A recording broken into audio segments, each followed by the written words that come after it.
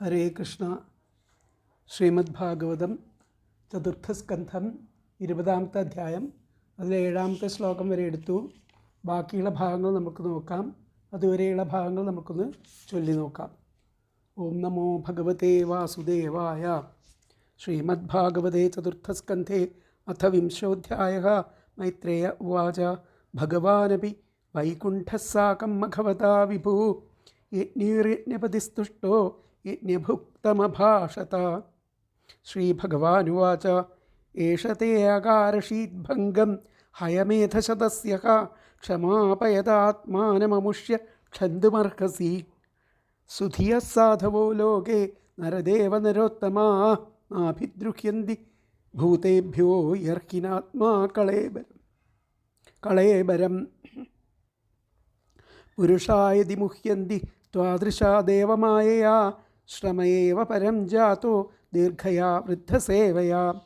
അധഃ കായമിമം വിദ്വാനവിദ്യാകാമകർമ്മഭി ആരബ്ധ ഇതി നൈവാസ്മിൻ പ്രതിബുദ്ധോനുഷജ്ജത്തെ. അസംസക്തശരീരേസ്മിൻ അമുനോൽപാദിതേ ഗൃഹേ അപത്യേ ദ്രവിണേ വാപി കഃ കുര്യാന്മമതാം ബുധ. ഏകശുദ്ധഃ സ്വയം ജ്യോതിർ നിർഗുണോऽസൗ ഗുണാശ്രയഃ സർവഗുണാവൃതസാക്ഷി നിരാത്മാത്മാത്മനഃ പരഃ. അടുത്ത ശ്ലോകമാണ് എടുക്കാനുള്ള 8-ാമത്തെ. യ ഏവം സന്തമാത്മാനമാത്മസ്ഥം വേദപൂരുഷ നാജ്യതേ പ്രകൃതിസ്ഥോപി തദ്ഗുണൈഃ സമയി സ്ഥിതഃ. യ ഏവം സന്തമാത്മാനമാത്മസ്ഥം വേദപൂരുഷം നാജ്യതേ പ്രകൃതിസ്ഥോപി തദ്ഗുണൈഃ സമയി സ്ഥിതഃ.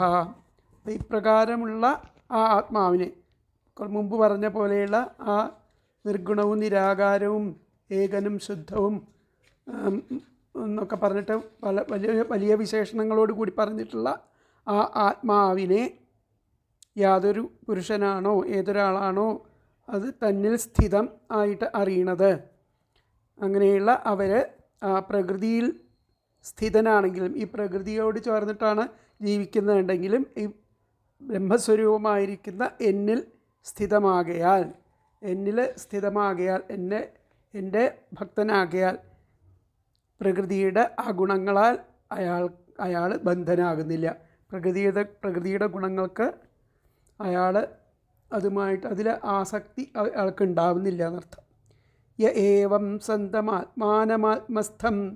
പ്രകാരം ആരാണോ ആ സ്വന്തം ആത്മാവിനെ ഇരിക്കുന്ന ആത്മാവിനെ അറിയുന്നത്, വേദപൂരുഷ നാജ്യത്തെ പ്രകൃതിസ്ഥോപി. അവർ ഇവിടെ ഈ പ്രകൃതി സംബന്ധിയായിട്ടിരിക്കുന്നെങ്കിൽ കൂടി അതിൻ്റെ ഗുണങ്ങളുമായിട്ട് തൽഗുണൈഃ സമയി സ്ഥിതഃ. അതിൻ്റെ ഗുണങ്ങളുമായിട്ട് അവർക്ക് യാതൊരു ബന്ധവും ഉണ്ടാവില്ല. എന്തുകൊണ്ടാണ്? സമയി സ്ഥിത. അവർ എന്നിൽ സ്ഥിതമായിരിക്കുന്നത് കൊണ്ട് അവർക്ക് അതിൻ്റെ ഗുണങ്ങൾ, പ്രകൃതിയുടെ ഗുണങ്ങൾ ഒന്നും പ്രത്യേകിച്ച് ബന്ധം ഒന്നും ഉണ്ടാവില്ല എന്നർത്ഥം. അപ്പോൾ അതിലത്തെ പദങ്ങൾ നോക്കാം. ഏവം സന്തം. ഇപ്രകാരമുള്ള സജ്ജനങ്ങളുടെ ഇപ്രകാരമുള്ള ഏവം സന്തം, പ്രകാരമുള്ള യഥാർത്ഥമായിരിക്കുന്ന ആത്മാവിനെ, യഹ പുരുഷഃ ഏതൊരാളാണോ ആത്മസ്ഥം തന്നിൽ സ്ഥിതി ചെയ്യുന്നതായിട്ട് വേദ അറിയുന്നത്, സഹ അവൻ പ്രകൃതിസ്ഥഃ അപി ഈ പ്രകൃതിയിൽ സ്ഥിതനാണെങ്കിലും മയി ആ ബ്രഹ്മസ്വരൂപമായിരിക്കുന്ന എന്നിൽ സ്ഥിതനാകയാൽ തൽഗുണൈഃ ആ പ്രകൃതിയുടെ ഗുണങ്ങളാൽ ന ആജ്യത്തെ ബന്ധനാകുന്നില്ല. ആജ്യത്തെ എന്ന് പറഞ്ഞു കഴിഞ്ഞാൽ ബന്ധനാകുന്നില്ല. ഏവം സന്തം ഇപ്രകാരം ഉള്ള ആത്മാവിനെ, യപൂരുഷഃ ഏതൊരാളാണോ ആത്മസ്ഥം തന്നിൽ സ്ഥിതി ചെയ്യുന്നതായിട്ട് വേദ അറിയുന്നത്, സഹ അവൻ പ്രകൃതിസ്ഥഃ അപി പ്രകൃതിയിൽ സ്ഥിതനാണെങ്കിലും മയി ബ്രഹ്മസ്വരൂപമായിരിക്കുന്ന എന്നിൽ സ്ഥിതനാകയാൽ തൽഗുണൈഃ ആ പ്രകൃതിയുടെ ഗുണങ്ങളാൽ ന ആജ്യത്തെ ബന്ധനാകുന്നില്ല. ഏവം സന്തം ആത്മാനം യഹ പൂരുഷഃ ആത്മസ്ഥം വേദ സഹ പ്രകൃതിസ്ഥഃ അപി മയി സ്ഥിതഃ തദ്ഗുണൈഃ ന ആജ്യത്തെ. കൂടി പറയാം. ഏവം സന്തം ആത്മാനം യഹ പൂരുഷഃ ആത്മസ്ഥം വേദ സഹ പ്രകൃതിസ്ഥഃ അപി മയി സ്ഥിതഃ തദ്ഗുണൈഃ ന ആജ്യത്തെ. ഇപ്രകാരമുള്ള ആത്മാവിനെ ഏതൊരാളാണോ തന്നിൽ സ്ഥിതി ചെയ്യുന്നതായിട്ട് അറിയുന്നത്, അവൻ ആ പ്രകൃതിയിൽ സ്ഥിതനാണെങ്കിൽ പോലും ബ്രഹ്മസ്വരൂപമായ എന്നിൽ സ്ഥിതി ചെയ്യുന്നവനാകയാൽ ആ പ്രകൃതിയുടെ ഗുണങ്ങളാൽ അവൻ ബന്ധനാകുന്നില്ല.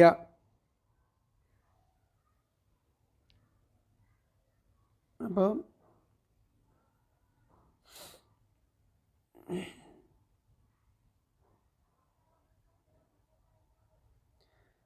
ഇപ്രകാരമുള്ള ആത്മാവിനെ സ്വശരീരത്തിൽ ഇരിക്കുന്നതായിട്ട് ആരാണോ ദർശിക്കുന്നത്, ആ ജ്ഞാനി ബ്രഹ്മമായ എന്നിൽ തന്നെ സ്ഥിതി ചെയ്യുന്നവനാകയാൽ ആ പ്രകൃതിയുടെ ഗുണങ്ങൾക്ക് അധീനനാവുന്നില്ല. ആ പ്രകൃതിയുടെ ഗുണങ്ങൾക്ക് അദ്ദേഹം അധീനനാവുന്നില്ല എന്നാണ് പറയുന്നത്. അപ്പോൾ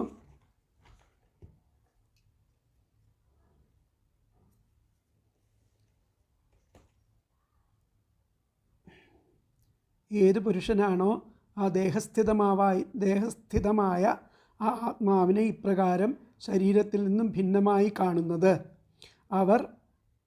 അവർക്ക് ആ പ്രകൃതിയോട് സംബന്ധമുണ്ടെങ്കിലും അതിൻ്റെ ആ ഗുണങ്ങളോട് അവർ ലിപ്തമാവുകയില്ല. കാരണം അവൻ എന്നിൽ ഈ പരമാത്മാവിൽ സ്ഥിതി ചെയ്യുന്നവനാകുന്നു. യാതൊരാളിങ്ങനെ ഇരിക്കുന്ന ആ ആത്മാവിനെ തന്നിൽ സ്ഥിതി ചെയ്യുന്നതായിട്ട് അറിയുന്നുവോ, അവൻ പ്രകൃതി കാര്യമായ അദ്ദേഹത്തിൽ സ്ഥിതനാണെങ്കിലും വാസ്തവത്തിൽ ആ ബ്രഹ്മസ്വരൂപമായ എന്നിൽ സ്ഥിതനാകുക കൊണ്ട് ആ പ്രകൃതി വികാരങ്ങളാൽ ബന്ധിക്കപ്പെടുന്നില്ല.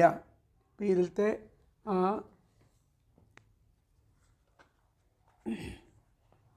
വ്യാഖ്യാനം എന്താണ് പറഞ്ഞതെന്ന് നോക്കാം.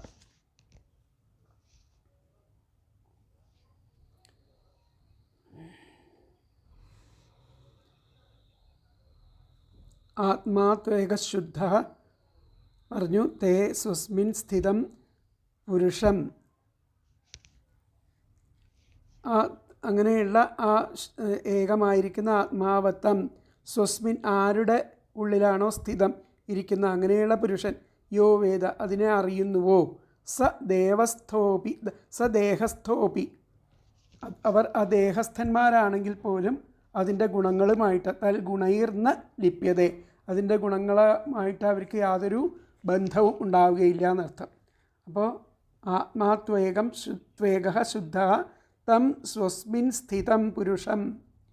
അത് ആരിലാണോ ഇരിക്കുന്നത് ആത്മാവ് അങ്ങനെയുള്ള പുരുഷൻ യോ വേദ അതിനെ അറിയുന്നുവോ, ദേഹസ്ഥോപി അവൻ ആ ദേഹസ്ഥനാണെങ്കിൽ പോലും ആ ദേഹത്തിൻ്റേതായിരിക്കുന്ന ഗുണൈർന്ന ലിപ്യതേ ഗുണങ്ങളാൽ അവൻ ബന്ധനസ്ഥൻ ആവുന്നില്ല. അപ്പോൾ തം സ്വസ്മിൻ സ്ഥിതം പുരുഷം യോ വേദ സ ദേഹസ്ഥോപി തദ്ഗുണൈർന്ന ലിപ്യതേ. എന്നുകൂടി പറയാം. തം സ്വസ്മിൻ സ്ഥിതേ പുരുഷം യോ വേദ തം സ്വസ്മിൻ സ്ഥിതം പുരുഷം യോ വേദ സ ദേഹസ്ഥോപി തദ്ഗുണൈർന്ന ലിപ്യതേ എന്നുള്ളതാണ് അതിലത്തെ അവ്യാഖ്യാനമെന്ന്. അടുത്ത ശ്ലോകം നമുക്ക് നോക്കാം. 9ാമത്തെ ശ്ലോകം. യഹ സ്വധർമ്മേണ മാം നിത്യം നിരാശീ ശ്രദ്ധയാൻവിത ഭജതേ ശനകൈസ്തസ്യ മനോരാജൻ പ്രസീദതി. യഹ സ്വധർമ്മേണ മാം നിത്യം നിരാശീ ശ്രദ്ധയാൻവിത ഭജതേ ശനകൈസ്തസ്യ മനോരാജൻ പ്രസീദതി. അല്ലയോ രാജാവേ, ആരാണോ അതിശ്രദ്ധയോട് കൂടിയിട്ട്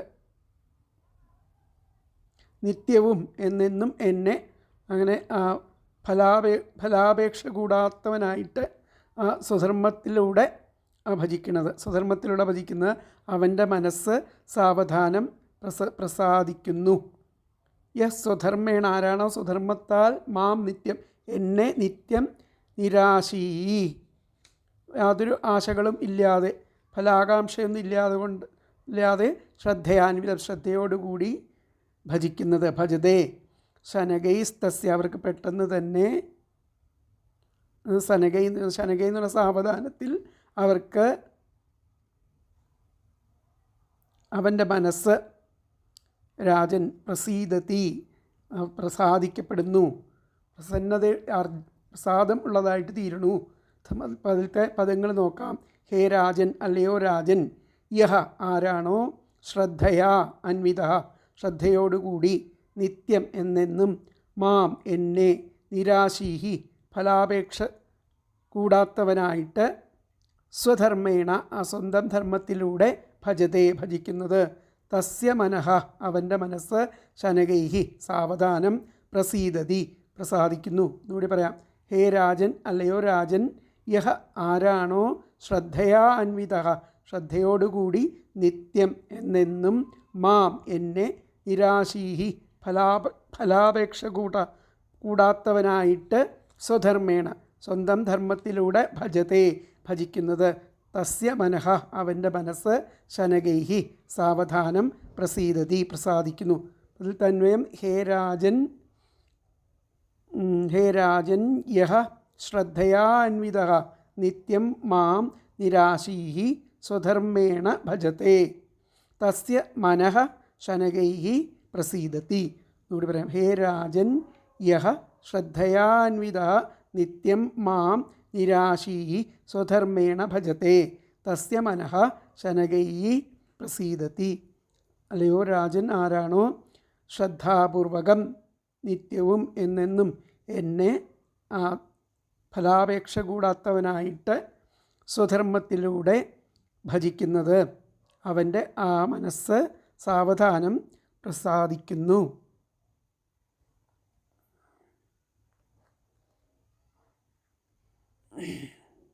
അപ്പോൾ ഇവിടെ പറഞ്ഞിരിക്കുന്നത്, അല്ലയോ രാജൻ, യാതൊരാളാണോ നിഷ്കാമനും ശ്രദ്ധാലുവുമായിട്ട് സ്വധർമാചരണത്തിലൂടെ നമ്മെ ഭജിക്കുന്നത്, അദ്ദേഹത്തിൻ്റെ മനസ്സ് ക്രമേണ പ്രസന്നമാകുന്നു.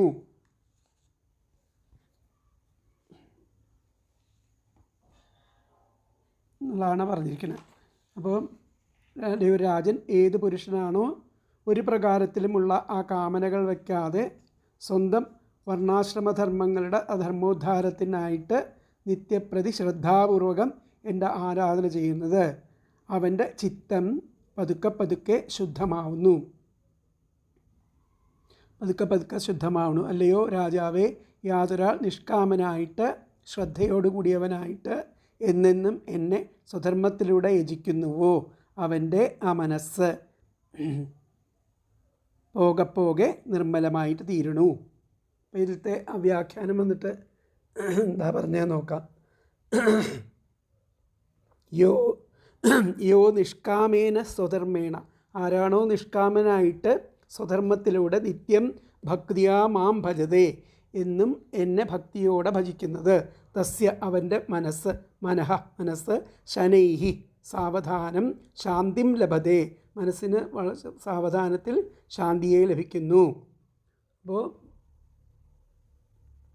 യോ നിഷ്കാമേന സ്വധർമ്മേണ, ആരാണോ നിഷ്കാമനായിട്ട് സ്വധർമ്മത്തിൽ കൂടെ നിത്യം ഭക്തിയാമാം നിത്യവും എന്നെ ഭക്തിയോടെ ഭജത്തെ ഭജിക്കുന്നത്, തസ്യ അവൻ്റെ മനസ്സ് ശനൈഹി ശാന്തിം ലഭതേ, മനസ്സിന് സാവധാനം ശാന്തിയെ ലഭിക്കുന്നു.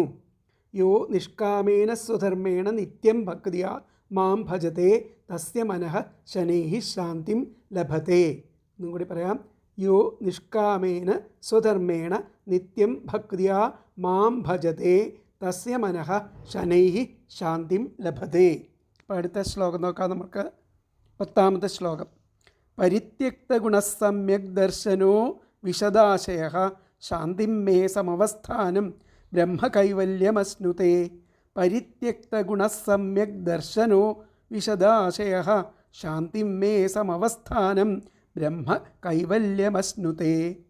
അങ്ങനെ ആ നിർമ്മലമായിട്ടുള്ള മനസ്സോട് കൂടിയിരിക്കുന്ന വിശദാശയ, നിർമ്മലമായ മനസ്സോട് കൂടിയിരിക്കുന്ന അങ്ങനെയുള്ളവർ എങ്ങനെയുള്ളവരായിരിക്കും? പരിത്യക്ത ഗുണ, പരിത്യജിക്കപ്പെട്ട ഗുണങ്ങളോട് കൂടിയവരായിട്ട്, സമ്യക് ദർശന, ആത്മജ്ഞാനം ഉള്ളവരായിട്ട്,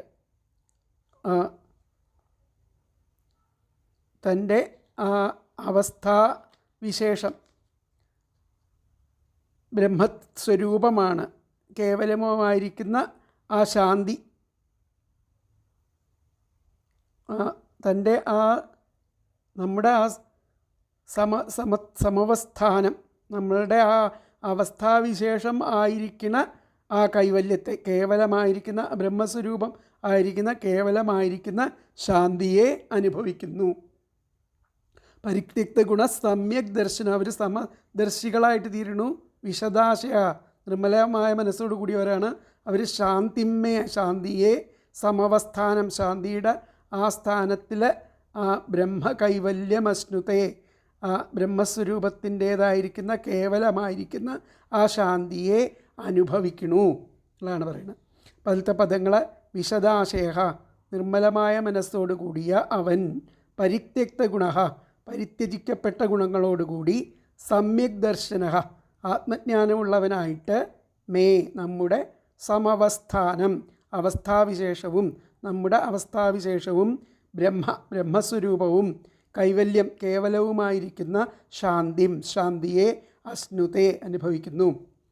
ഒന്നുകൂടി പറയാം. വിശദാശയ, നിർമ്മലമായ മനസ്സോടുകൂടിയ അവൻ, പരിത്യക്ത ഗുണ, പരിത്യജിക്കപ്പെട്ട ഗുണങ്ങളോടുകൂടി, സമ്യക് ദർശന, ആത്മജ്ഞാനമുള്ളവനായിട്ട്, മേ, നമ്മുടെ സമവസ്ഥാനം, അവസ്ഥാവിശേഷവും ബ്രഹ്മസ്വരൂപവും കൈവല്യം കേവലവും ആയിരിക്കുന്ന ശാന്തിം, ശാന്തിയെ അശ്നുതേ, അനുഭവിക്കുന്നു.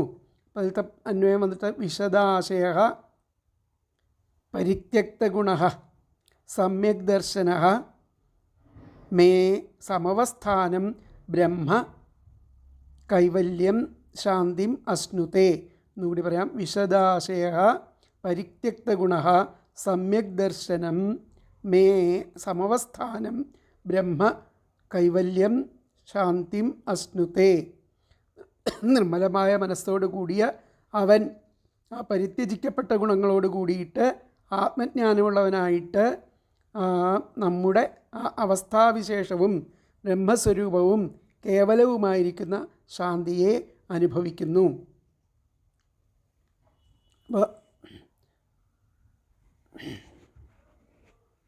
അപ്രകാരം നമ്മെ ഉപാസിക്കുന്നവൻ അതിൻ്റെ ഫലമായിട്ട് ആ ത്രിഗുണാതീതൻ ആകുന്നു.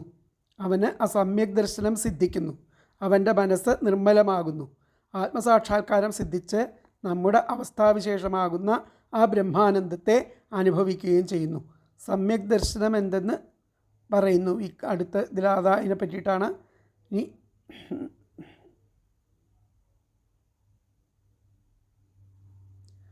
പറയണത്. വികാരരഹിതനും ഉദാസീനനുമായ ആത്മാവിനെ ശരീരം, ഇന്ദ്രിയങ്ങൾ, മനസ്സ് എന്നിവയുടെ അധിപന് ആണെങ്കിലും സാക്ഷിയായി മാത്രം ദർശിക്കുന്നവൻ ബ്രഹ്മത്തെ പ്രാപിക്കുന്നു എന്നുള്ളത് സമ്യക് ദർശനത്തെക്കുറിച്ച് ഇനി പറയുന്നുണ്ട്. അപ്പോൾ ഇവിടെ വന്നിട്ട്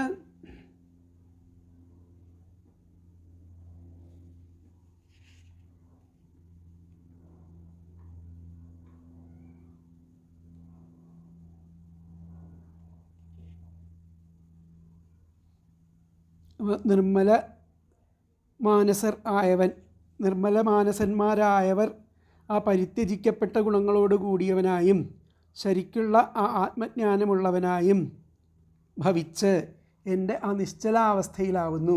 ആ ബ്രഹ്മസ്വരൂപമായിരിക്കുന്ന കൈവല്യത്തെ, ആ നിത്യനിർവൃതിയെ അനുഭവിക്കുന്നു. സമ്യക് ദർശനം, യഥാർത്ഥമായിരിക്കുന്ന ആത്മജ്ഞാനം എന്താണെന്ന് ഇവിടെ കാണിക്കുകയാണ് ചെയ്യുന്നത്. ഏത് പുരുഷൻ ഇതറിയുന്നു, ആ ശരീരം അപ്പോൾ ആ ചിത്തം ശുദ്ധമാവുമ്പോൾ അതിൻ്റെ ആ വിഷയങ്ങളുമായിട്ട് ബന്ധമുണ്ടാവുന്നില്ല. അതുപോലെ അവർക്ക് ആ തത്വജ്ഞാനത്തിൻ്റെ പ്രാപ്തി ഉണ്ടാവുന്നു. അവർക്ക് ആ പരമശാന്തി, ആ ബ്രഹ്മത്തിൻ്റെ അവസ്ഥ അഥവാ ആ കൈവല്യം പ്രാപ്തമാവുന്നു എന്നുള്ളതാണ് ആ ശ്ലോകത്തിൽ പറഞ്ഞിരിക്കുന്നത്. അപ്പോൾ അതിൻ്റെ ആ വ്യാഖ്യാനം,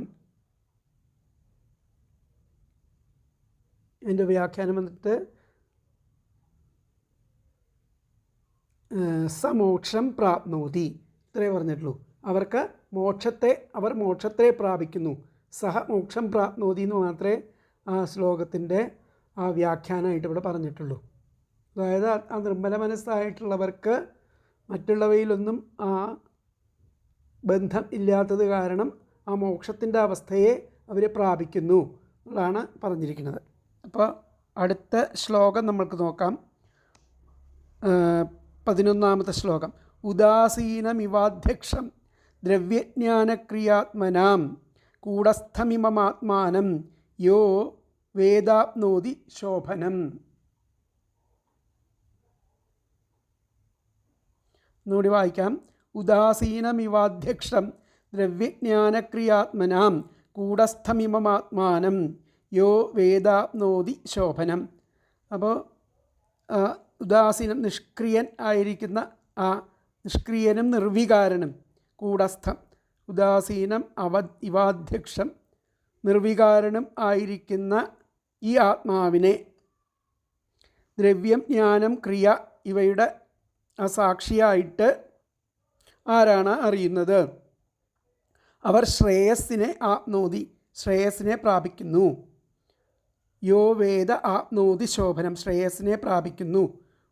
ഉദാസീനം ഇവാധ്യക്ഷം, ആ നിർവികാരനും അതുപോലെ കൂടസ്ഥനും നിർവികാരനും നിഷ്ക്രിയനും ആയിരിക്കുന്ന ആ ആത്മാവിനെ അധ്യക്ഷൻ, സാക്ഷിയായിട്ട് ആരാണോ അറിയുന്നത്, യോ വേദോ, അവർക്ക്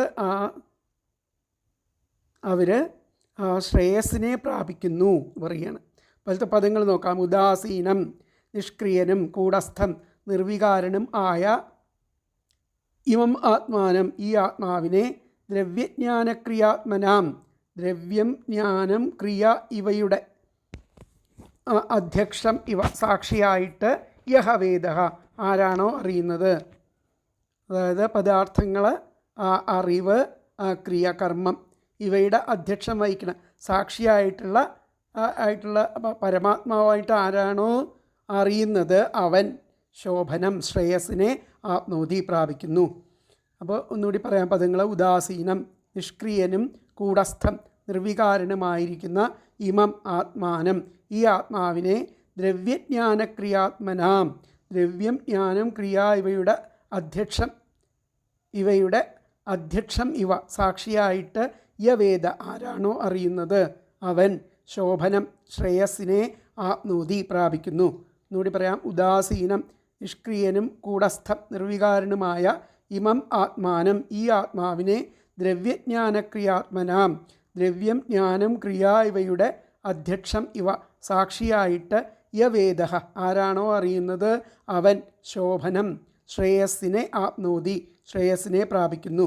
ഇതിൽ തന്വയം വന്നിട്ട് ഉദാസീനം കൂടസ്ഥം ഇമം ആത്മാനം ദ്രവ്യജ്ഞാനക്രിയാത്മനാം അധ്യക്ഷം ഇവ യഹ വേദ സഹ ശോഭനം ആപ്നോതി. അപ്പോൾ ഉദാസീനം കൂടസ്ഥം ഇമം ആത്മാനം ദ്രവ്യജ്ഞാനക്രിയാത്മനാം അധ്യക്ഷം ഇവ യഹ വേദ സഹ ശോഭനം ആപ്നോതി. നിഷ്ക്രിയനും നിർവികാരനും ആയിരിക്കുന്ന ഈ ആത്മാവിനെ ദ്രവ്യം, ജ്ഞാനം, ക്രിയയുടെ അസാക്ഷിയായിട്ട് ആരാണോ അറിയുന്നത് അവർ ആ ശ്രേയസ്സിനെ പ്രാപിക്കുന്നു.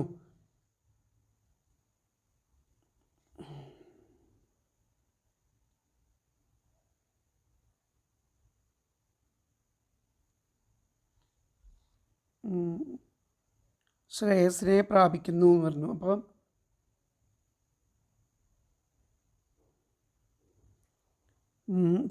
അപ്രകാരം നമ്മെ ഉപാസിക്കുന്നവൻ അതിൻ്റെ ഫലമായിട്ട് ആ ത്രിഗുണാതീതനാകുന്നു. അവന് സമ്യക് ദർശനം സിദ്ധിക്കുന്നു. അവൻ്റെ മനസ്സ് നിർമ്മലമാകുന്നു.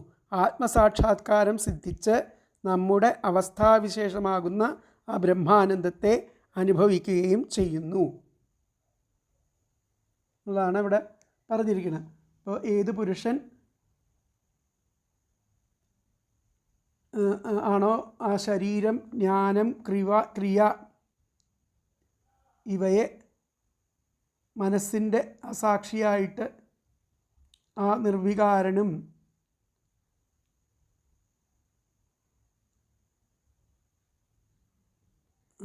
ഏത് പുരുഷൻ ശരീരം, ജ്ഞാനം, ക്രിയ ഇവയുടെ സാക്ഷിയായിട്ടുള്ള ആ മനസ്സിനെ, ആത്മാവിനെ, അതിൻ്റെ നിർവികാരതയെയും നിഷ്ക്രിയതയെയും ഒക്കെ പറ്റിയിട്ട് അറിയുന്നുവോ അവൻ അതിൽ നിർലിപ്തമായി നിലകൊള്ളുന്നു. അങ്ങനെയുള്ളവർക്ക് കല്യാണമയമായിരിക്കുന്ന മോക്ഷപദത്തെ പ്രാപ്തമാക്കാനാവുന്നു. അപ്പോൾ നിഷ്ക്രിയനും നിർവികാരനുമായിരിക്കുന്ന ഈ ആത്മാവിനെ ശരീരജ്ഞാന കർമ്മേന്ദ്രിയ മനോവൃത്തികളുടെ ആ പര്യവേഷകൻ എന്ന നിലയ്ക്ക് അറിയുന്നവൻ പരമമംഗളത്തെ പ്രാപിക്കുന്നു എന്നുള്ളതാണ് ആ ശ്ലോകം കൊണ്ട് പറയുന്നത്. അപ്പോൾ ഇവിടെ വ്യാഖ്യാനത്തിൽ എന്താ പറഞ്ഞിരിക്കുന്നത് നോക്കാം.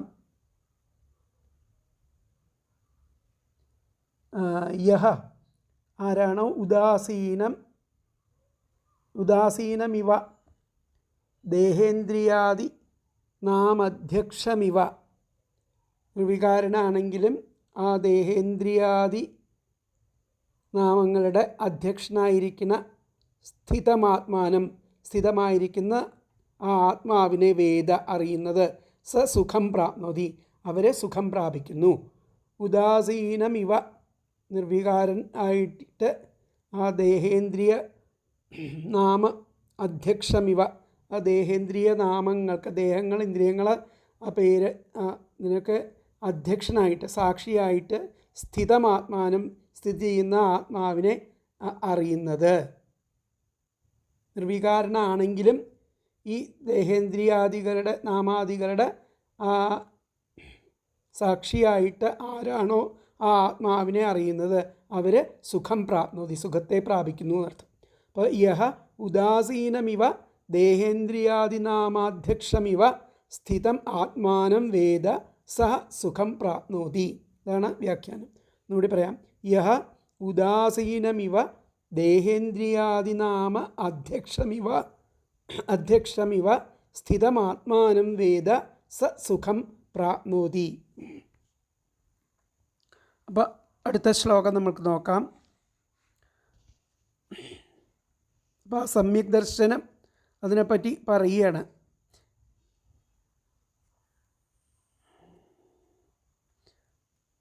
വികാരരഹിതനും ഉദാസീനനുമായിരിക്കുന്ന ആത്മാവിനെ ശരീരം, ഇന്ദ്രിയങ്ങൾ, മനസ്സ് എന്നിവയുടെ അധിപനാണെങ്കിലും സാക്ഷിയായി മാത്രം ദർശിക്കുന്നവൻ ആ ബ്രഹ്മത്തെ പ്രാപിക്കുന്നു എന്നുള്ളതാണ് ആ ശ്ലോകത്തിൻ്റെ അർത്ഥം പറഞ്ഞത്.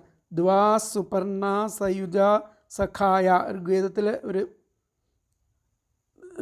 പാദം ഇത്യാദി അശ്രുതിവാക്യങ്ങൾ കൊണ്ട് സിദ്ധിക്കുന്നത് ശരീരത്തിന് കർത്തൃത്വം, ജീവാത്മാവിന് ഭോക്തൃത്വം, പരമാത്മാവിന് സാക്ഷിത്വം, ഇങ്ങനെ 3 ഗുണങ്ങളാണുള്ളത്. ശരീരത്തിന് കർത്തൃത്വം, ജീവാത്മാവിന് ഭോക്തൃത്വം, അതിനെ അനുഭവിക്കുന്ന അവസ്ഥ, പരമാത്മാവിന് സാക്ഷിത്വം, ഇതിനൊക്കെ സാക്ഷിയായി നിൽക്കുന്നത് പരമാത്മാവ്. ആ തത്വമാണ് ഇവിടെ പൂർണ്ണരൂപത്തിൽ പറയപ്പെടുന്നത്. ദ്വാസുപർണ സയുജ സഖായ ഋഗ്വേദത്തിൽ പറയപ്പെടുന്ന. അടുത്ത ശ്ലോകം നമുക്ക് നോക്കാം. ഭിന്നസ്യ ലിംഗസ്യ ഗുണപ്രവാഹോ ദ്രവ്യക്രിയാകാരക ചേതനാത്മന ദൃഷ്ടാസു സമ്പൽസു വിപൽസു സൂരയോ ന വിക്രിയന്തെ മയി ബദ്ധസൗഹൃദാഃ. ഭിന്നസ്യ ലിംഗസ്യ ഗുണപ്രവാഹോ ദ്രവ്യക്രിയാകാരക ചേതനാത്മന ദൃഷ്ടാസു സമ്പത്സു വിപത്സു സൂരയോ ന വിക്രിയന്തെ മയി ബദ്ധസൗഹൃദാഃ. ആത്മാവിൽ നിന്ന് ഭിന്നമായിട്ട് ആ ദ്രവ്യക്രിയാകാരക ചേതനാത്മ, ദ്രവ്യം, ക്രിയാകാരകം, ചേതന ഇവ ചേർന്നുണ്ടായിട്ടുള്ള ആ ലിംഗശരീരത്തിന് മാത്രമാണ് ആ ഗുണഭാവമുള്ള, ശരീരത്തിന് മാത്രമാണ് ഗുണത്തിൻ്റെ ഭാവമുള്ളത്. അപ്പോൾ എന്നിൽ ഉറച്ച ഭക്തിയുള്ള ദൃഷ്ടാസു സമ്പത്സു വിപത്സു സൂര്യോ ന വിക്രിയന്തെ മൈ ബദ്ധ സൗഹൃദ, എന്നിൽ ആ ബദ്ധസൗഹൃദം ഉറച്ച ഭക്തിയുള്ള സൂര്യയോ മഹാത്മാക്കൾ ദൃഷ്ടാസു കണ്ടെത്തുന്ന, അവർ കാണപ്പെടുന്ന ഈ സുഖങ്ങളിലോ സമ്പത്സു വിപത്സു ദുഃഖങ്ങളിലോ അവർ ന വിക്രിയന്തെ വികാരപ്പെടുന്നില്ല ആണ് പറയുന്നത്. അപ്പോൾ ആത്മാവിൽ നിന്ന് ഭിന്നവും അതുപോലെ ദ്രവ്യം ക്രിയാകാരകം ചേതന ഇവ ചേർന്നുണ്ടായതുമായിട്ടുള്ള ഈ ലിംഗശരീരം നിന്നും ഇതൊക്കെ ചേർന്നിട്ടാണ് ഈ ലിംഗശരീരം ഉണ്ടാവുന്നത്. അതിന് മാത്രമാണ് ഈ ഗുണങ്ങളുടെ ബന്ധനമുണ്ടാവുന്നത്. ഗുണാഭാവം ഉണ്ടാവുന്നത്.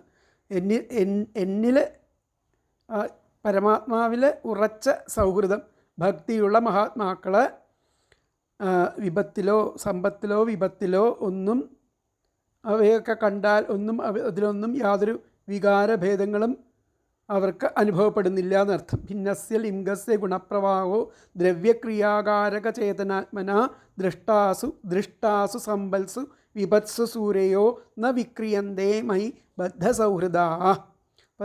പദങ്ങൾ നോക്കാം. ഭിന്നസ്യ ആത്മാവിൽ നിന്ന് ഭിന്നവും, ദ്രവ്യക്രിയാകാരക ചേതനാത്മന ദ്രവ്യം ക്രിയാകാരകം ചേതന ഇവ ചേർന്നുണ്ടായതും ആയിരിക്കുന്ന ലിംഗസ്യ ആ ലിംഗശരീരത്തിന് മാത്രമാണ് ഗുണപ്രവാഹ ഗുണഭാവം ഉള്ളത്. മൈ എന്നാൽ എന്നിൽ ബദ്ധസൗഹൃദ ഉറച്ച ഭക്തിയുള്ള സൂര്യ മഹാത്മാക്കൾ ദൃഷ്ടാസു കണ്ടെത്തുന്ന സമ്പത്സു സുഖങ്ങളിലോ വിപത്സു ദുഃഖങ്ങളിലോ ന വിക്രിയന്തേ വികാരപ്പെടുന്നില്ല. ഒന്നുകൂടി പറയാം.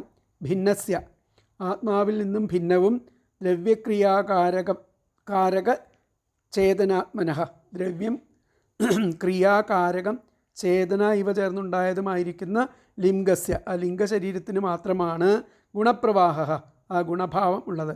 മൈ എന്നിൽ ബദ്ധസൗഹൃദ ഉറച്ച ഭക്തിയുള്ള സൂര്യ മഹാത്മാക്കൾ ദൃഷ്ടാസു കണ്ടെത്തുന്ന സമ്പൽസു സുഖങ്ങളിലോ വിപത്സു ദുഃഖങ്ങളിലോ ന വിക്രിയന്തേ വികാരപ്പെടുന്നില്ല. ഇപ്പോഴത്തെ അന്വയം വന്നിട്ട് ഭിന്നസ്യ ദ്രവ്യക്രിയാകാരക ചേതനാത്മനഃ ലിംഗസ്യ ഗുണപ്രവാഹ മൈ ബദ്ധസൗഹൃദാഃ സൂര്യഃ ദൃഷ്ടാസു സമ്പത്സു വിപത്സു ന വിക്രിയന്തേ. എന്നും കൂടി പറയാം. ഭിന്നസ്യ ദ്രവ്യക്രിയാകാരക ചേതനാത്മനഃ ലിംഗസ്യ ഗുണപ്രവാഹ മൈ ബദ്ധസൗഹൃദാഃ സൂര്യഃ ദൃഷ്ടാസു സമ്പത്സു വിപത്സു ന വിക്രിയന്തേ. ആത്മാവിൽ നിന്നും ഭിന്നവും അതുപോലെ ദ്രവ്യം ക്രിയാകാരകം ചേതന ഇവ ചേർന്നുണ്ടായതുമായിരിക്കുന്ന ലിംഗശരീരത്തിന് മാത്രമാണ് ആ ഗുണത്തിൻ്റെ ഭാവം ഉള്ളത്. എന്നിൽ ഉറച്ച ഭക്തിയുള്ള ആ മഹാത്മാക്കൾ കണ്ടെത്തുന്ന കാണപ്പെടുന്ന ഈ സുഖങ്ങളിലോ ദുഃഖങ്ങളിലോ ഒന്നും വികാരം കൊള്ളുന്നവരല്ല. പഞ്ചഭൂതങ്ങൾ, ഇന്ദ്രിയങ്ങൾ, അന്ധക്കരണം, ചൈതന്യം ഇവയുടെ സമാഹാരം ആയിരിക്കുന്ന ലിംഗശരീരമാണ് ഈ സംസാരത്തിന് ഹേതുവായിട്ടുള്ളത്. അപ്പോൾ ആത്മാവിനെ അത് ഒന്നും ബാധിക്കുന്നില്ല. നമ്മിൽ പരമാത്മാവിൽ ഭക്തിയോടുകൂടിയ വിവേകികൾ ഈ തത്വം മനസ്സിലാക്കുന്നു. അങ്ങനെ അവർ സമ്പൽക്കാലത്തും ആപൽക്കാലത്തും വികാരത്തിന് അടിമപ്പെടുന്നില്ല.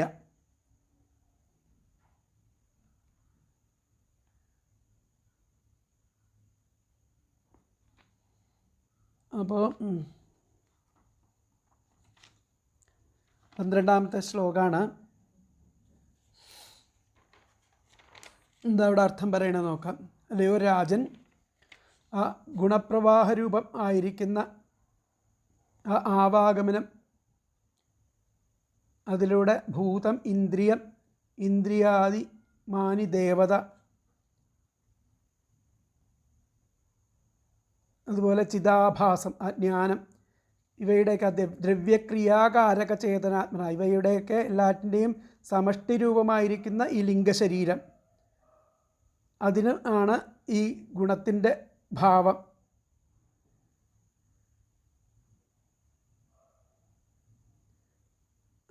ബാധിക്കുന്നത്. ആത്മാവുമായിട്ട് അതിന് ഒരു സംബന്ധവും ഇല്ല. എന്നിൽ ദൃഢമായിട്ടുള്ള അനുരാഗം വയ്ക്കുന്നവർ, ആ ബുദ്ധിമാനായിട്ടുള്ള പുരുഷന്മാർ, അങ്ങനെയുള്ള പുരുഷന്മാർ സമ്പത്തിലും വിപത്തിലും ഒരിക്കലും ആ ഹർഷശോകാദി വികാരങ്ങളിൽ വശീഭൂതരാവാറില്ല. അപ്പോൾ ആത്മാവിൽ നിന്നും വ്യത്യസ്തവും ഭൂതേന്ദ്രിയാന്തക്കരണങ്ങളും ചിതാഭാസവും ചേർന്ന് രൂപം കൊണ്ടിട്ടുള്ള ആ ശരീരത്തിന് മാത്രമാണ് ആ സംസൃതി ഉണ്ടാവുന്നത്. സംസാരം അതിനെ മാത്രമാണ് ബാധിക്കുന്നത്. എന്നിൽ പ്രേമഭക്തി ഉറച്ച ആത്മജ്ഞാനികൾ മുന്നിൽ കാണപ്പെട്ട സുഖങ്ങളാലോ ദുഃഖങ്ങളാലോ വികാരം കൊള്ളുകയില്ല. അപ്പോൾ ഇതിലത്തെ വ്യാഖ്യാനം എന്താ പറഞ്ഞത് നോക്കാം. വ്യാഖ്യാനം ഏ മൈ ബദ്ധ. അപ്പോൾ അതിൽ അതിന് മുമ്പേ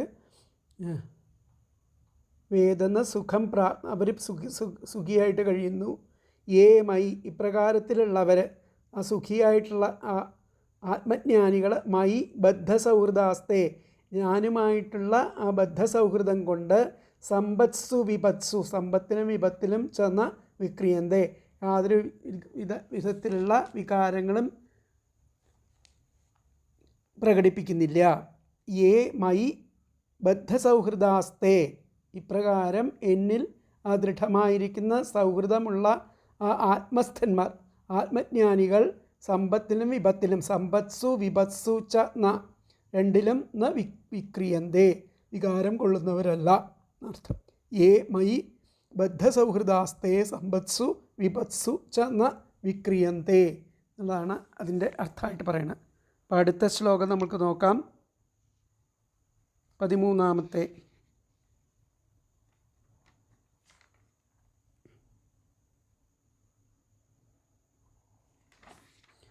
അപ്പോൾ ദ്രവ്യം, പഞ്ചഭൂതങ്ങൾ, ക്രിയ, ഇന്ദ്രിയങ്ങൾ. ദ്രവ്യം എന്ന് പറയുന്നത് പഞ്ചഭൂതങ്ങൾ, ക്രിയ എന്ന് പറയുന്നത് ഇന്ദ്രിയങ്ങൾ, കാരകം എന്ന് പറയുന്നത് അഹങ്കാരം, ബുദ്ധി, മനസ്സ്, ചിത്തം ഇവയടങ്ങിയിരിക്കുന്ന അന്ധക്കരണം, ചേതന എന്ന് പറഞ്ഞു കഴിഞ്ഞാൽ ചിതാഭാസൻ അഥവാ ഈശ്വരാംശം. ഇതൊക്കെ ചേർന്നിട്ടാണ് ആ ലിംഗശരീരം ഉണ്ടാകുന്നത്. അന്നമയ കോശമാണ് സ്ഥൂല ശരീരം. കർമ്മേന്ദ്രിയങ്ങളും പ്രാണങ്ങളും ചേർന്ന അത് പ്രാണമയ കോശം. ജ്ഞാനേന്ദ്രിയങ്ങളും മനസ്സും ചേർന്നത് മനോമയ കോശം. ജ്ഞാനേന്ദ്രിയങ്ങളും ബുദ്ധിയും ചേർന്നത് വിജ്ഞാനമയ കോശം. ഇങ്ങനെ ഇതെല്ലാം ചേർന്നിട്ടാണ് ഈ ലിംഗശരീരം ഉണ്ടാകുന്നത്. സ്വസ്വരൂപജ്ഞാനമാണ് ആനന്ദമയ കോശം എന്ന് പറയുന്നത്. അവസാനത്തെ അന്നമയം, പിന്നെ പ്രാണമയം, മനോമയം, പിന്നെ വിജ്ഞാനമയം, അത് കഴിഞ്ഞാൽ ആനന്ദമയം അഞ്ചാമത്തെ. ആ സ്വസ്വരൂപജ്ഞാനം, പരമാത്മാവിലാണ് താനിരിക്കുന്നത് എന്നുള്ള ആ സ്വരൂപജ്ഞാനം ഉണ്ടാകുന്ന ആനന്ദമുണ്ടാകുന്നു. അതാണ് ആനന്ദമയ കോശം, അതാണ് കാരണശരീരം. അപ്പോൾ ഇവയിൽ ആ സ്ഥൂല ശരീരത്തിൻ്റെ നാശമാണ് മരണം. അപ്പോൾ ഈ ബോധം അവിടെ ഉണ്ടാവുക, ബാക്കിയുള്ള ശരീരത്തിൻ്റെ നാശം അത് ഉണ്ടാക്കുന്നതാണ് ലിംഗശരീരം. അപ്പോൾ പുനർജന്മം സ്വീകരിക്കുന്നത് ഈ ആത്മാവാണ്. ഇവയിൽ സ്ഥൂല ശരീരത്തിൻ്റെ നാശമാണ് മരണം എന്ന് പറയുന്നത്. അപ്പോൾ ഇതൊക്കെ അതിൽ കൂടെ നമ്മൾ മനസ്സിലാക്കേണ്ട കാര്യങ്ങളാണ്. അപ്പോൾ അടുത്ത ശ്ലോകം നമുക്ക് നോക്കാം. നമസ്സമാനോത്തമ മധ്യമാധമ സുഖേ ച ദുഃഖേ ച ജിതേന്ദ്രിയാശയ മയോപക്ലിപ്താഖിലലോക സംയുതോ വിധൽസ്വ വീരാഖില രോഗരക്ഷണം. വളരെ വൃത്തിയായിട്ട് ശ്രദ്ധയോട് കൂടിയിട്ട് മനസ്സിലാക്കേണ്ട ഭാഗങ്ങളാണ്. നമ്മളുടെ അവസ്ഥയെ പറ്റിയിട്ട്, ആ ബോധത്തെ പറ്റിയിട്ട്, നമ്മളുടെ ശരീരത്തെ പറ്റിയിട്ട്, പ്രകൃതിയെ പറ്റിയിട്ട്, ആത്മാവിനെ പറ്റിയിട്ട് ഒക്കെയുള്ള ആ വിശദമായിട്ടുള്ള ആ വിവരണമാണ് ആ ഭഗവാൻ ഇവിടെ ചെയ്യുന്നത്. അപ്പോൾ സമാനോത്തമ മധ്യമാധമ സുഖേ ച ദുഃഖേ ച ജിതേന്ദ്രിയാശയ മയോപക്ലിപ്താഖില ലോക സംയുതോ വിധൽസ വീരാഖില ലോകരക്ഷണം. അല്ലയോ വീരനായിരിക്കുന്ന മഹാരാജാവേ. അപ്പോൾ സമന്മാരായിട്ട് സമാനോത്തമ മധ്യമാധമ, ഉത്തമന്മാരിലും മധ്യമന്മാരിലും അധമന്മാരിലും സമമായിരിക്കുന്ന മനസ്സോട് കൂടിയിട്ട് സുഖേച്ച ദുഃഖേച്ച ജിതേന്ദ്രിയാശയ, സുഖത്തിലും ദുഃഖത്തിലും പ്രത്യേകിച്ച് ശോകം കൊള്ളുകയോ രോഷം കൊള്ളുകയോ ഇല്ലെങ്കിൽ ദുഃഖിക്കുകയോ ചെയ്യാതിരിക്കുന്ന ആ ഇന്ദ്രിയ ജയം വരുത്തിയിട്ടുള്ള ആ നിർമ്മലമായിട്ടുള്ള മനസ്സോട് കൂടിയിട്ടുള്ളവർ. മയോപകൃപ്ത അഖില ലോക സംയുതോ, അങ്ങനെ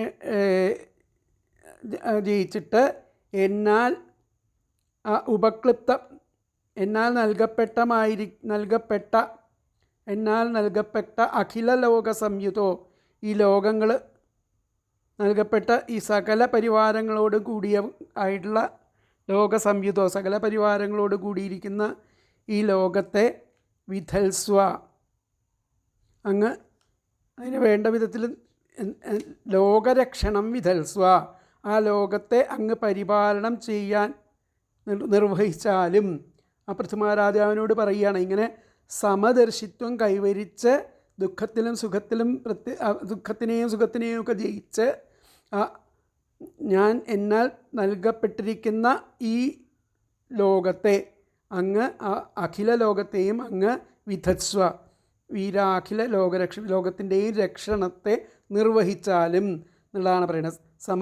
സമാനോത്തമ മധ്യമാധമ സുഖേച്ച ദുഃഖേച്ച ജിതേന്ദ്രിയാശയ, നിർമ്മലമായ മനസ്സോട് കൂടിയിട്ട് ആ ഇന്ദ്രിയങ്ങളെ ജയിച്ച ആശയങ്ങളുള്ള മനസ്സോട് കൂടിയിട്ട് മയോപകൃപ്ത അഖില ലോക സംയുതോ, എന്നാൽ നൽകപ്പെട്ട സകല പരിവാരങ്ങളോടും കൂടിയിരിക്കുന്ന ആ ലോകത്തെ ലോകരക്ഷണത്തെ അങ്ങ് വിധൽസ്വ നിർവഹിച്ചാലും. സമസമാനോത്തമ മധ്യമാധമ സുഖേച്ച ദുഃഖേച്ച ജിതേന്ദ്രിയാശയ മയോപകൃത്താഖില ലോക സംയുതോ വിധൽസ്വ വീരാഖില ലോകരക്ഷണം. അപ്പോൾ അല്ലയോ വീര, ഹേ വീര, വീരനായിരിക്കുന്ന രാജാവേ, സമാനോത്തമ മധ്യമാധമ, ഉത്തമൻ മധ്യമൻ അധമൻ ഇവരിലെല്ലാം തുല്യഭാവത്തോടു കൂടി. സമാനോത്തമ മധ്യമാധമ, ഉത്തമൻ മധ്യമൻ അധമൻ ഇവരെല്ലാം തുല്യഭാവത്തോടു കൂടിയവനും.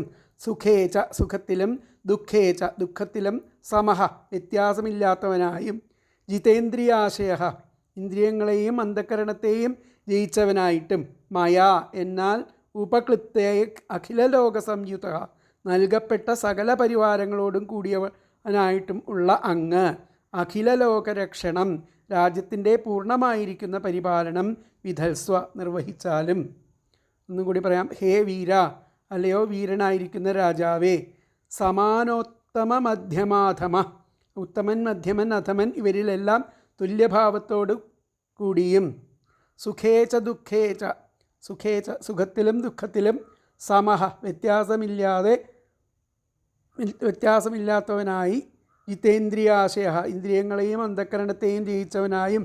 മയാ എന്നാൽ ഉപക്ലിപ്താഖില ലോക സംയുത നൽകപ്പെട്ട സകല പരിവാരങ്ങളോടും കൂടിയുള്ളവനും ആയിരിക്കുന്ന അങ്ങ് അഖില ലോകരക്ഷണം രാജ്യത്തിൻ്റെ പൂർണ്ണമായിട്ടുള്ള പരിപാലനം വിധൽസ്വ നിർവഹിച്ചാലും. അതിലത്തെ അന്വയം ഹേ വീര സമാനോത്തമ മധ്യമാധമ സുഖേച ദുഃഖേച സമഃ ജിതേന്ദ്രിയാശയ മയാ ഉപക്ലിപ്ത അഖില ലോക സംയുത അഖില ലോകരക്ഷണം വിധത്സ്വ. ഒന്നും കൂടി പറയാം.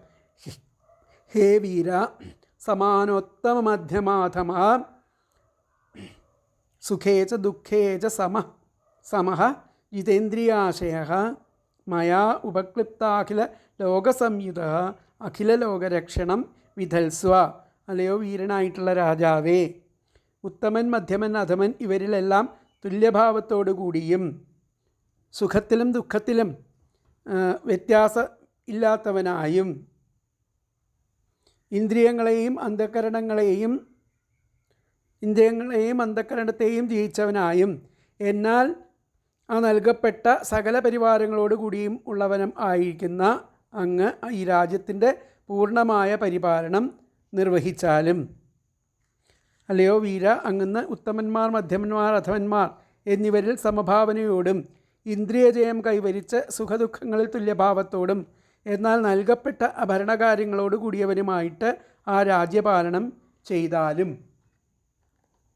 അപ്പോൾ അതുകൊണ്ട് വീരനായിരിക്കുന്ന നീ ഉത്തമൻ മധ്യമൻ പിന്നെ അധമൻ ആയ പുരുഷന്മാരിൽ സമഭാവം കൈക്കൊണ്ട് ദുഃഖങ്ങളെ കൂടി ഒരേപോലെ മനസ്സിലാക്കി മനസ്സിനെയും ഇന്ദ്രിയങ്ങളെയും കൂട്ടി എന്നോട് ചേർത്ത് പിടിച്ച് ആ മന്ത്രി ആദി സമസ്ത രാജകീയ പുരുഷന്മാരുടെയും സഹായത്തോടുകൂടി സമ്പൂർണ്ണ ലോകങ്ങളുടെയും രക്ഷ ചെയ്യൂ എന്നാണ് പറഞ്ഞത്. വീരനായിരിക്കുന്ന രാജാവേ, ഉത്തമന്മാർ, മധ്യമന്മാർ, അധമന്മാർ എന്നീ 3 തരക്കാരിലും സമഭാവത്തോടു കൂടിയവനായും സുഖത്തിലും ദുഃഖത്തിലും സമചിത്തതയോടുകൂടിയവനായും ഇന്ദ്രിയങ്ങളെയും അന്ധകരണത്തെയും കീഴടക്കിയവനായും ഭവിച്ച് എന്നാൽ ഈ ഈശ്വരനാൽ ഉണ്ടാക്കിത്തരപ്പെട്ട അമാത്യാദി സകല പരിവാരങ്ങളോടും കൂടിയവനായ അങ്ങ് സർവ്വലോക പരിപാലനത്തെ നിറവേറ്റിയാലും ലോകരക്ഷണത്തിനും ദണ്ഡോപായം വേണ്ടി വരുന്നു എന്നുള്ളതാണ് പറയുന്നത്. ഈ ഹിംസാമാർഗം വിട്ട് തപോവൃത്തി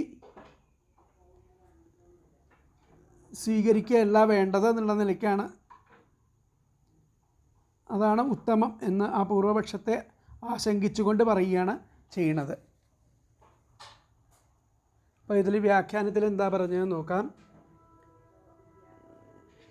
വിക്രിയന്തേ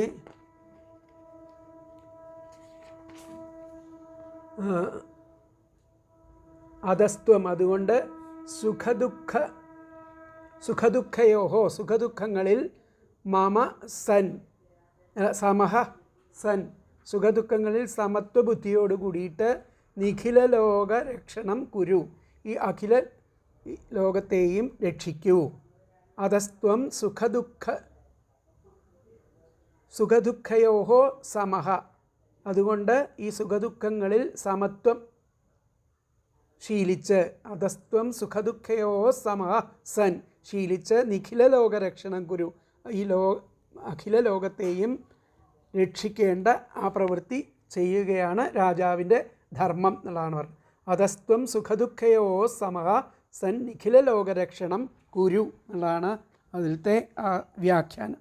അപ്പോൾ അടുത്ത ശ്ലോകം 14-ാമത്തെ ശ്ലോകം നമുക്ക് നോക്കാം. ശ്രേയ പ്രജാപാലനമേവ രാജ്ഞോ യൽ സാംപരായേ സുകൃതാത് ഷഷ്ഠമംശം ഹർത്താന്യഥാഹൃതപുണ്യ പ്രജാനാം അരക്ഷിത കരഹാരോഘമത്തി. ശ്രേയ പ്രജാപാലനമേവ രാജ്ഞോ യത് സാംപരായേ സുകൃതാത് ഷഷ്ഠമംശ ഹർത്താന്യഥാ ഹൃതപുണ്യ പ്രജാനാം അരക്ഷിത കരഹാരോഘമത്തി. അപ്പോൾ ആ രാജാവിന് ആ പ്രജാപാലനം ആണ് ശ്രേയസിൻ്റേതായിരിക്കുന്ന മാർഗം.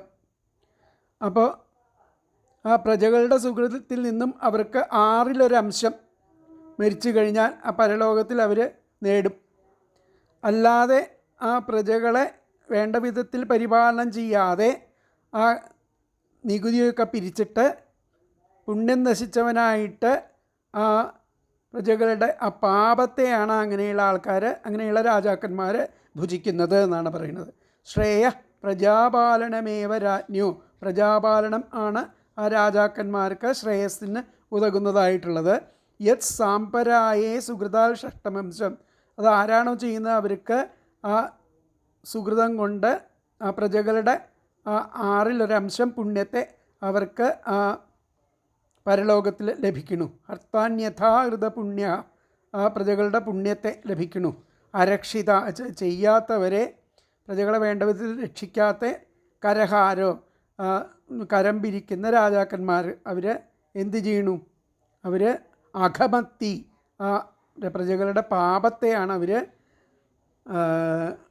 പരലോകത്തിൽ അവർക്ക് ലഭിക്കുന്നത്. അപ്പോൾ ഇതിലത്തെ പദങ്ങൾ നോക്കാം. രാജ്ഞഃ, രാജാവിന്, പ്രജാപാലനം ഏവ, ഈ പ്രജാപാലനം മാത്രമാണ് ശ്രേയഃ, ശ്രേയോമാർഗം.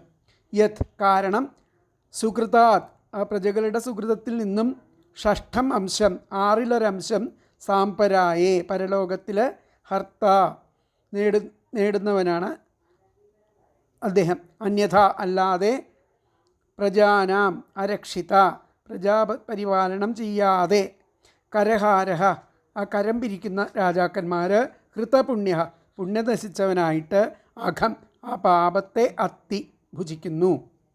എന്നുകൂടി പറയാം. രാജ്ഞഃ, രാജാവിന്, പ്രജാപാലനം ഏവ, പ്രജാപരിപാലനമാണ് മാത്രമാണ് ശ്രേയോ മാർഗം. യത് കാരണം സുകൃതാത് ആ പ്രജകളുടെ സുകൃതത്തിൽ നിന്നും ഷഷ്ഠം അംശം ആറിലൊരംശം സാമ്പരായേ പരലോകത്തിൽ ഹർത്ത നേടുന്നവനാണ് രാജാവ്. അന്യഥ അല്ലാതെ പ്രജാനാം അരക്ഷിത പ്രജാപരിപാലനം ചെയ്യാതെ കരഹാരം കരം പിരിക്കുന്നവൻ ഹൃതപുണ്യ പുണ്യം നശിച്ചവനായിട്ട് അഘം പാപത്തെ അത്തി ഭുജിക്കുന്നു.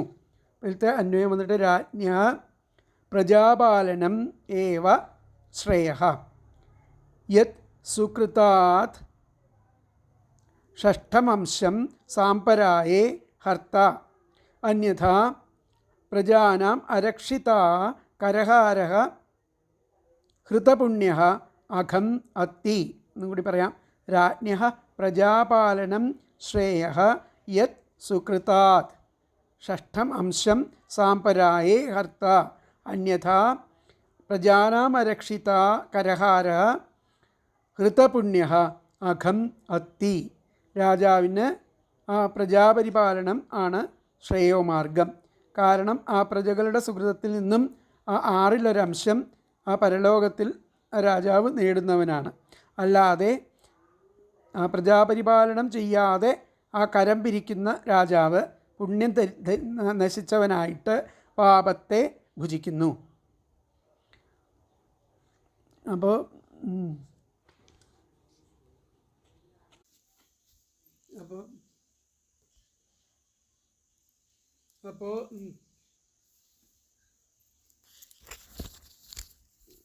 ഇവിടെ വന്നിട്ട്